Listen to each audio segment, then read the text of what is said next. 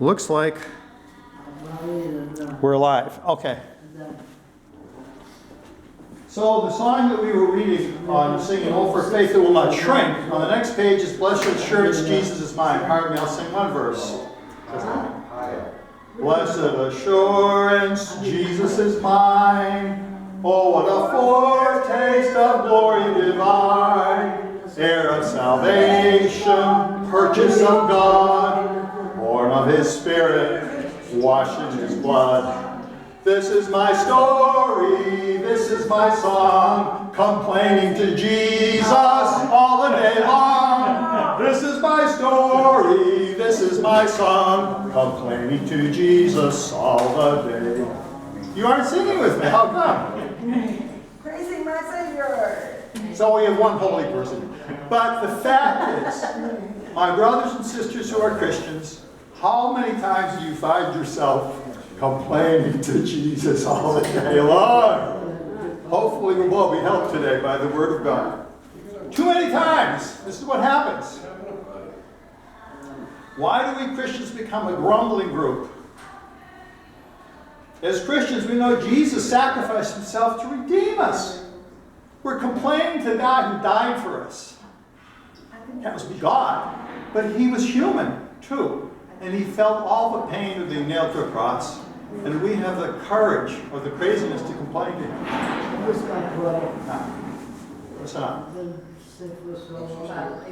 He died on the cross so we never will be punished for our sins because He took all our sins upon Him. And so this is our salvation, bought by Him. While we're yet sinners, in Romans 5 it says, Christ died for us. In the next couple of verses later, it says, while we were enemies to God, Jesus died for us. When you were doing the worst thing in your whole life, the worst, dirty, rotten thing, Jesus was nailed on the cross for you, as He was for me. Just that. Because when we were the worst enemy of God is when Jesus died for us. So if you don't know Jesus yet, think about that.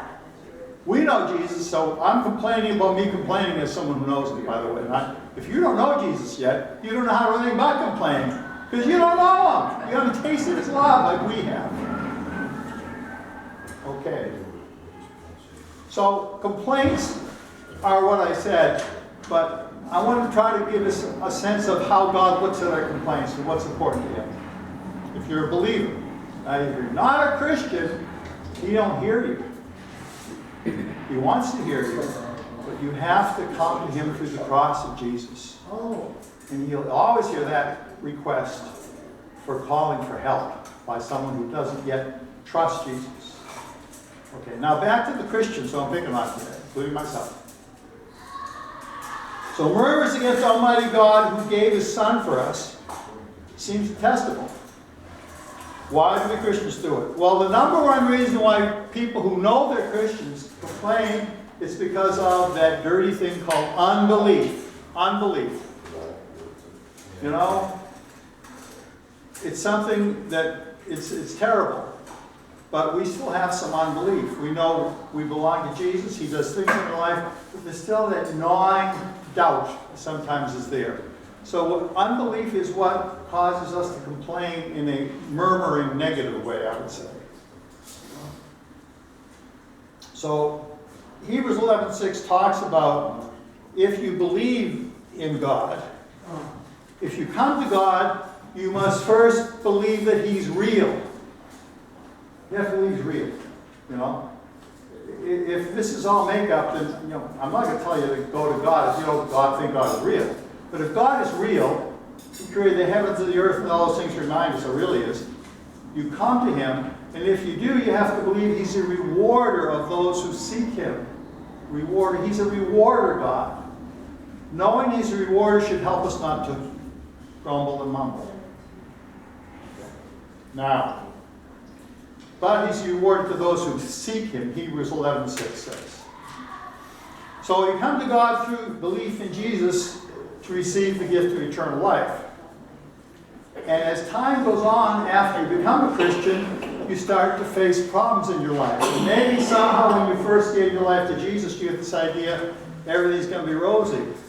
I remember as a young Christian, I was going to a church that was quite prosperous financially, and I said, oh boy, I'm going to have that kind of life too. You think? People told me that wasn't God's plan for me. It's all right, they were believers. No, that wasn't God's plan for me. The point is you start to realize that, like C.S. Lewis says, if you have faith in God, and God doesn't test your faith, you ain't got no faith at all. Any faith you're having is worth being tested. And God will test your faith as a Christian. So we Christians often, including me, are often problem children in God's eyes. But we are children. We are children. Yeah. Now, I want to define something here about the difference between complaining and murmuring. Because murmuring becomes a permanent attitude of negativity. Complaints may be not that as much. We see here in the scriptures that Romans 10:13 says, whosoever calls upon the name of the Lord will be saved. Whosoever calls on Jesus' name. You don't have to understand anything except, I need Jesus, I need God. Whosoever calls on the name of the Lord will be saved. It's the promise for every human being.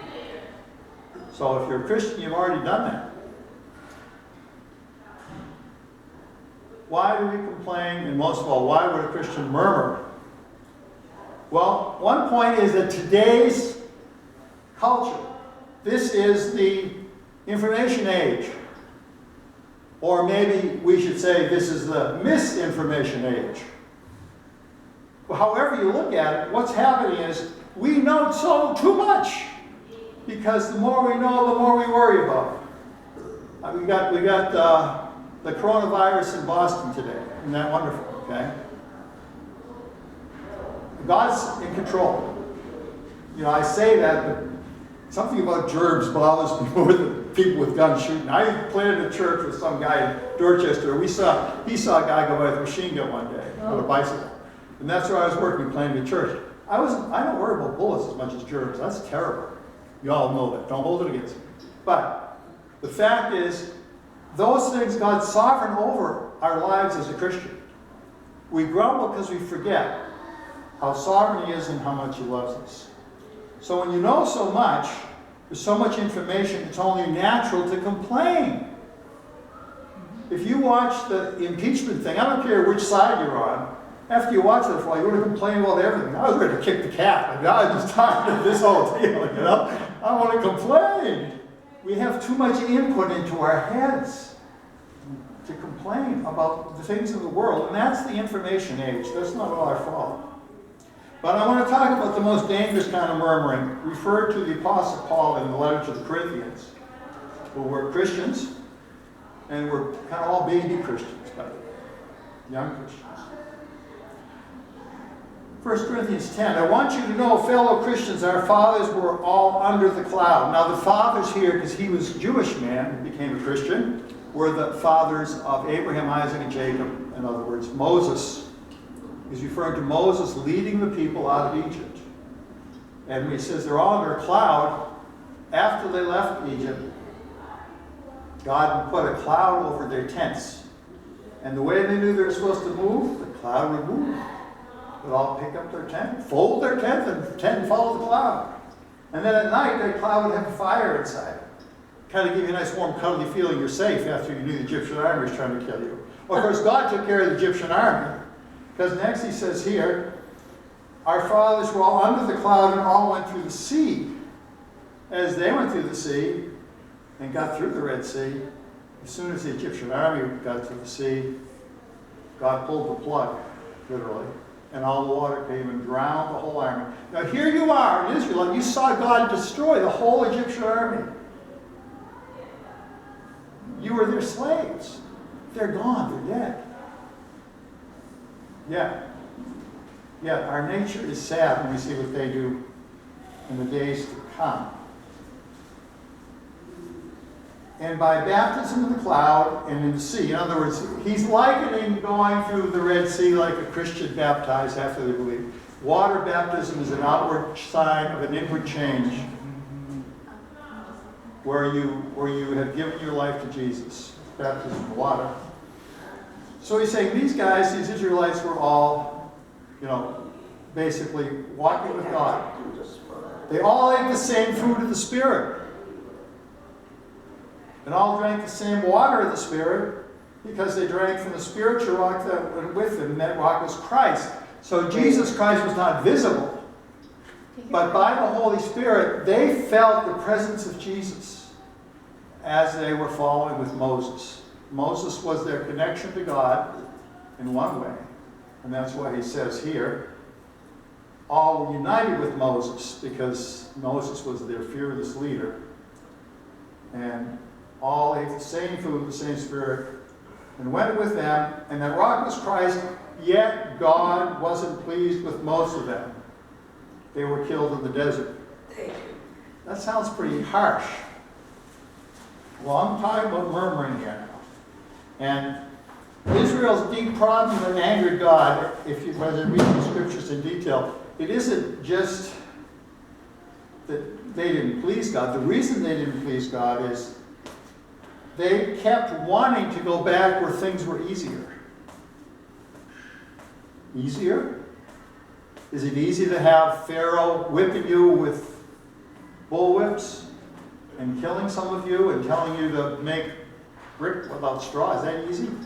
Our appetite for sensual things makes us forget a lot about real things in life. It's sort of like they wanted to go back where they could get their Big Mac and fries every day. Got it? As they're walking through the desert. So forget that we were slaves. We missed the good food. And that's what they complained about. They missed the sweeties to eat. There were all the things they had in Egypt. Even though they were slaves, they ate like kings. That's the ironical thing about, Pharaoh did feed them good food to make them work till they dropped dead. Larry Norman had a song in the 70s called, "So You Want to Go Back to Egypt?" Christian, do you want to go back to Egypt? Verse 6, 1 Corinthians 10:6. Now this happened in order to warn us not to long for what is evil as they did. It's not evil to have good food, but it is evil to say, I'll go back to serving Satan to get the good food. Get it?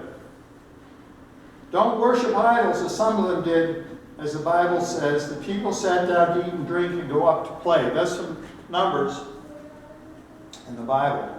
And when you realize it says they sat down to eat and drink and got up to play, rather than taking time to look up Numbers 21 again, where I read it, I guess you'll trust me, that here we have Moses went up the Mount Sinai to get the Ten Commandments that God etched in stone with God's finger. Pretty high tech, right? God's got all the high tech he wants whenever he wants it, by the way. I realized I should be praying about some weird. I couldn't follow me with the camera. I said, Lord, help me. All of a sudden things worked. Or whatever. However it was happening, I sensed it. But yeah, God is all the high tech he wants. He gave the Ten Commandments to Moses. Moses up to give the Ten Commandments, and Moses said, oh, those wonderful people are waiting to hear more from God. No. They fell into a sin that I find very easy for me to do. Impatience. They get impatient for Moses to come down the mountain. So they had Aaron make a golden calf idol. So the golden calf idol is down there. So now they're celebrating their new God. They just threw the real God out the window. So they have this golden calf idol. And it says here, folks, realize why God was so angry. They sat down and eat and drink. They got drunk, basically. Started to drink a lot and eat a lot. And they got to play. Their play was dirty dancing, etc., in front of the golden idol, because that's what the pagans used to do. They would have sex right in front of their idols. Everybody's having an orgy. That's what the people were doing. When it says they went out to get up and play, it wasn't touch football, folks. It wasn't touch football. It was gross, sensuous sin that they were doing. So, God killed 23,000 of them like that. 23,000. Wake up and smell the coffee, Israelites. I just delivered you from slavery. Now you become worshipers of idols. Okay. Now that's a warning for us too, of course. We can easily, in impatience, start to do sinful things because we don't want to wait for God's plan for us. Christians, all of us. Let us not go too far in testing the Lord's patience, as some of them did. The snakes killed them. Now, problem children, they weren't done with testing God. Now they have another thing there they do. Now they decide, well, we just really are tired of this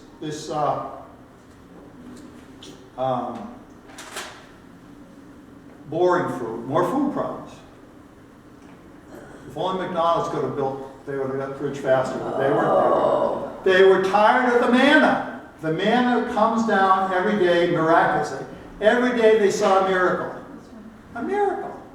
And as a Christian, every day I see a miracle as a Christian. If not with my eyes, I see it every morning when I sit down and Jesus says, I'm waiting for you. Can you believe it? Every day, a Christian has God waiting for them to get up and spend some time talking with him. That's a miracle. So they get tired of the manna, and we can get tired of the manna of Jesus if we're not keeping alert. Every day, spend some time with Jesus, so you'll find yourself murmuring soon.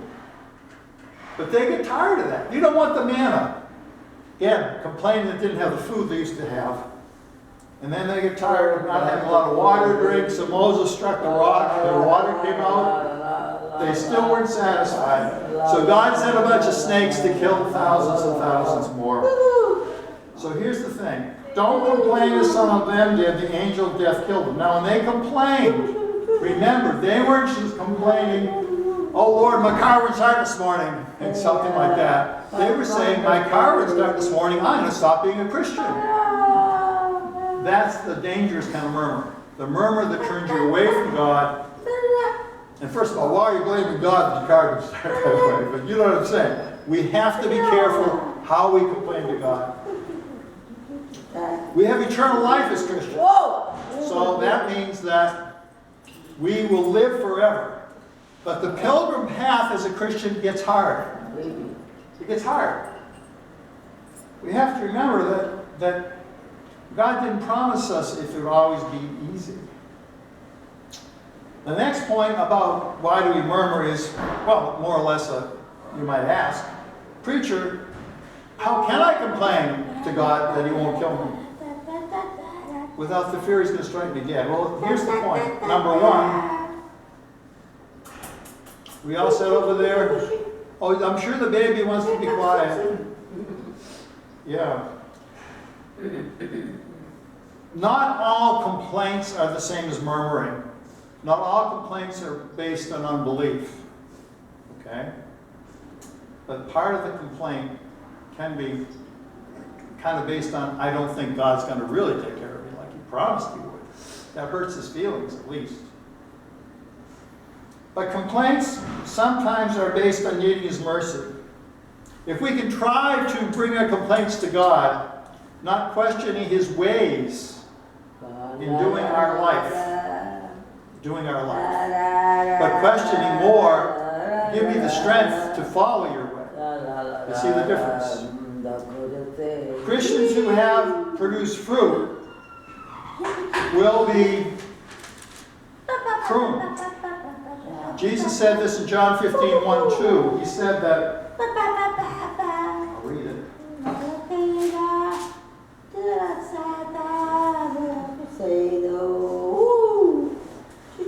Anna, is that Anna, right? Anna? Yeah. Can you talk with Philomena there a little bit? I don't want to ask her to leave, but my voice will get tired and I have to keep yelling at her.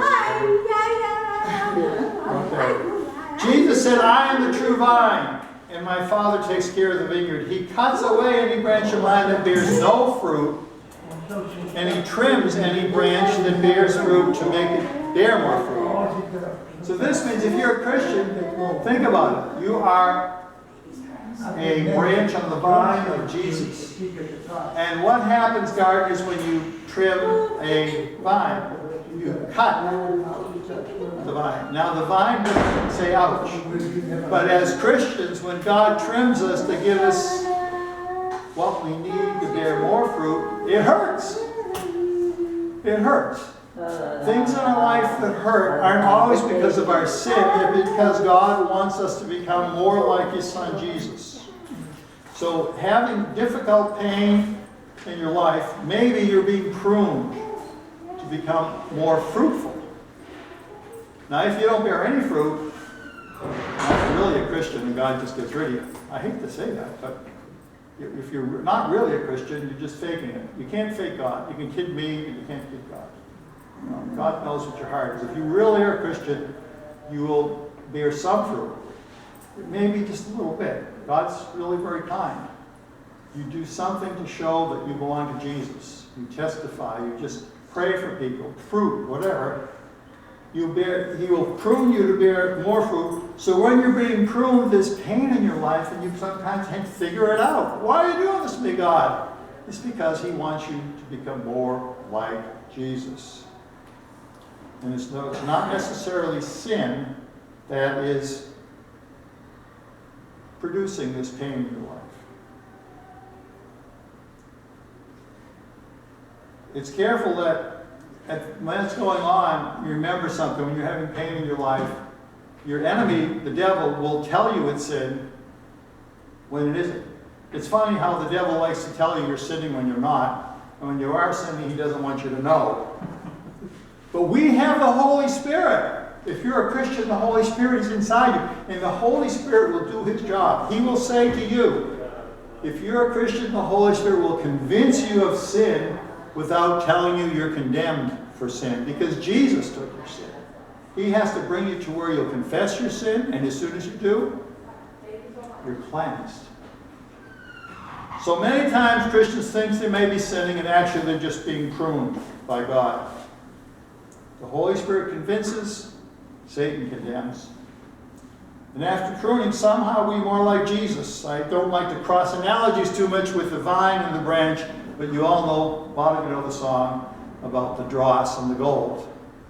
The pruning is like the gold was in the fire and dross comes out. And that's what a Christian life has, times of being in the fire. Also remember that Jesus, who had no sin, learned obedience by suffering. Hebrews says that. He learned obedience by suffering. And He was perfect. So what do we think? We're not going to have any suffering. You know? The next thing I want to look at here is godly men who complain to God and live to talk about it. Okay. Godly men who lived. Job 7:11, Job 13:15. I'll just summarize a little bit here, move quicker. Job was so afflicted with many things. God tested him. And Job didn't know there was a personal devil going around like we know, because Jesus taught us that. He just knew, I'm being tested. He lost all his children. He got a terrible skin disease. Everything went wrong. And then he had some friends who accused him all day long and slandered him of being very sinful. But he didn't. He wasn't sinful. Nevertheless, it was Job who said, though he slay me, I will trust him. And what Job said in Job 13:15 is, I'm going to go to God and talk to His face and tell Him my complaint. Amazing thing about God, it's better to complain to Him than to murmur against Him. Job complained to God because he knew the Lord's goodness. He knew that God was good, but he couldn't understand, if God is good, why is my life so bad? So as a Christian, don't be afraid to tell God you think your life is real bad. Complain to Him. Remember, though, that He is your creator, like Job did. Job looked for God in his depression. He said, oh, that I might know where to find Him. But then he said, I know that my Redeemer lives. Hallelujah. I know my Redeemer lives, and though my flesh be eaten with worms, I will see Jesus standing on the earth. Can you believe it? Praise Jesus if you can believe it. Praise Jesus if you can believe it. Though your flesh be eaten by worms, you still will see Jesus standing on the earth. Because He promised you will be resurrected. And whatever you go through now will mean nothing when you see Jesus standing with you on the earth. Job said that. David also complained to God a lot, but his complaints became songs in the Bible, so he did it right. So if you have to complain to God, as it were, talk to man, because God became a man inside Jesus. So now, when we complain to God, Jesus is interceding for us because Jesus experienced being a man while being God. So that's that wonderful thing that Jesus feels with us in our humanness. So when we're tempted to murmur, it's good to read some Psalms. I thought of two here, but time is tight. I'll just say that read some of David's Psalms. And David was a man who was out for God's heart, though he complained to God. And God said that. Remember Jesus Christ and Him crucified. We have to keep getting back to the cross.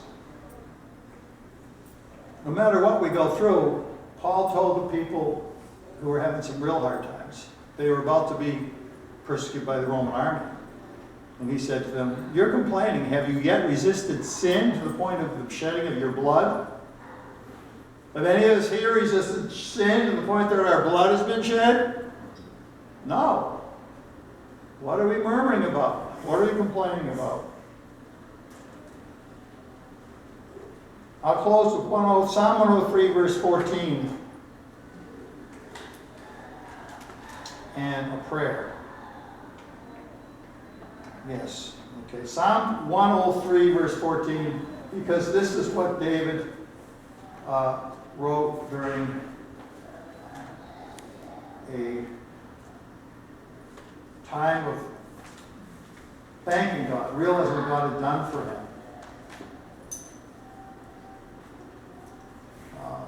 How much time we got? A minute. I've got a minute, couple.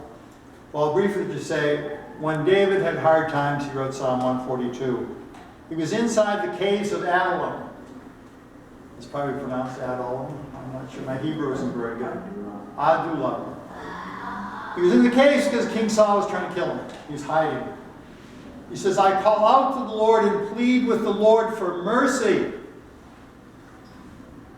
God will never get mad at you for pleading Him for mercy because I can't take it, Lord. Plead to Him for mercy. I pour out my complaint before Him and tell Him my trouble. If you do that, just keep doing it. You'll find you won't be murmuring. You still have complaints, but God will give you the help not to murmur. He'll give you the help. Ask for the Holy Spirit to give you a heart of praise. Sometimes I don't have a heart of praise at all. I have to say, "Holy Spirit, give me a heart of praise. I'm just a clunker today. I don't want to praise God." That's terrible. Ask for a heart of praise from the Holy Spirit. The Holy Spirit helps us with groans. Groans for heaven. And the Holy Spirit also prays through us deep groans that we can't put in words. God is for you, no matter how much it feels like He's against you. So 103, verse 14. And this is what you got to realize God knows. Today we're picking up Trinidad's. Their brother's digging a big hole in the front garden area. And it reminded me of this. I looked at that hole and I said, "That's where I came from." Everything in our bodies can be made out of dirt.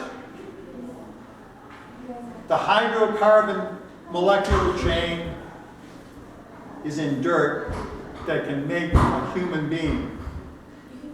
So when the Bible says you came from dirt, to dirt you will return, it meant that our cells were kind of just a big pile of dirt without God. Psalm 103, verse 14. Ashes, right? Ashes to ashes. Correct. Yeah. Same thing. He knows how we are made. He made us out of dirt. He knows what we are. And remembers we are dust, or dirt, or ashes. Let's pray. Father God, I pray that you'd help us all remember the encouragement that we can have and bring our complaints to you without being afraid to be honest with you. You don't like any half-baked ideas from our hearts towards you, because you already know our hearts before we speak them. We thank you for Jesus who died on the cross so we can know we have the promise of eternal life. If Job, who didn't know Jesus was going to die on the cross, had that faith, strengthen our faith. Give us a faith that doesn't murmur, O Lord, because we are so quick to complain. We thank you, Father, that you keep loving us, and you are a loving Heavenly Father. We ask that you go with us all and help us to live in your mercy and grace and tell someone about Jesus in his name. Amen. Amen. Thank you. Thank you. Thank you. Hopefully you can enjoy lunch and the Super Bowl. Oh, but I will say it on the camera too. Quickly. Men, don't watch the halftime show. That is the golden idol. That is the golden calf. It's the same thing. If the FCC didn't exist, they'd be having sex on the stage. And don't kid yourself. It is the devil working to make men tempt them to sin. Halftime is my wife watches it, I go in the other room. No, I don't watch it. She doesn't watch it. No, I didn't watch football. I'm not kidding now. You got to realize that there's nothing new under the sun. And those halftime shows are the same as what the Israelites were doing when they were worshiping the calf made of gold. So beware. Beware, brothers and sisters. God loves you all. Thank you. Okay. You know what I'm talking about? Patrons have plans.